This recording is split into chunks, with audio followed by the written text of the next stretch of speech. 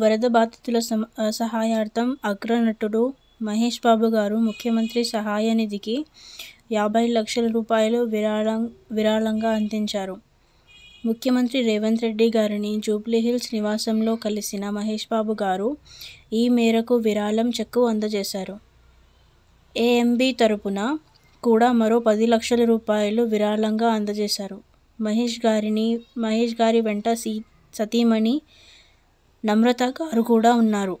సహాయ కార్యక్రమాల్లో ప్రభుత్వానికి అండగా నిలిచి ఔదార్యం చాటుకున్న వారిని ముఖ్యమంత్రి గారు అభినందించారు.